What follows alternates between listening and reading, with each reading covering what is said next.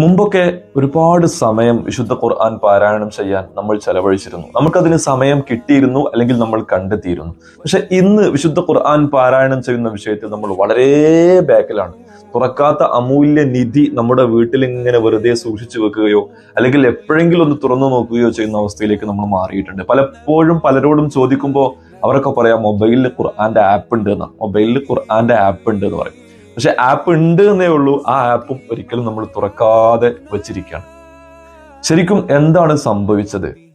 അല്ലാഹു സുബ്ഹാനഹു വ തആല നമുക്ക് വേണ്ടി നമ്മുടെ പ്രത്യേകമായ ജീവിത മാർഗമായി, ജീവിതത്തിന്റെ മാനുവലായിട്ട് നമുക്ക് കാണിച്ചു തന്ന വിശുദ്ധ ഖുർആൻ നമ്മളത് പാരായണം ചെയ്യാതെ, നമ്മളതിന്റെ ആശയങ്ങൾ പ്രത്യേകമായി മനസ്സിലാക്കാതെ, നമ്മൾ അതിനെക്കുറിച്ച് പഠിക്കാതെ ഇങ്ങനെ മുന്നോട്ട് പോയി അവസാനം നമ്മൾ അള്ളാഹുവിലേക്ക് തിരിച്ചു പോകുന്ന സമയത്ത് അതുമായി ഒരു കണക്ഷനും ഇല്ലാത്തൊരവസ്ഥ വരുന്നതിന് നമ്മൾ ഭയക്കണം.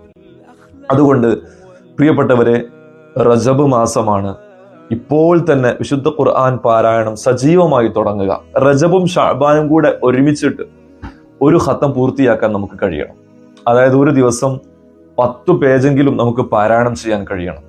അങ്ങനെയാകുമ്പോൾ വിശുദ്ധ ഖുർആൻ പാരായണത്തിന് നാവിനൊരു തഴക്കവും വഴക്കവും ഒക്കെ വരാനുണ്ട്.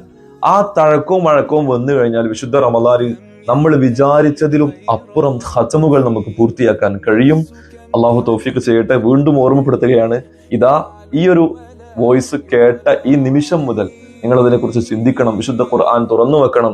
വിശുദ്ധ ഖുർആൻ ആ മുസ്ഹഫ് തന്നെ എടുത്ത് പാരായണം ചെയ്യാനുള്ള ശ്രമങ്ങൾ സജീവമായി നടത്തണമെന്ന് വിനയത്തോടെ അപേക്ഷിക്കുകയാണ്. അള്ളാഹുവെ, നീ തൗഫീഖ് ചെയ്യണേ. ആമീൻ യാ റബ്ബൽ ആലമീൻ.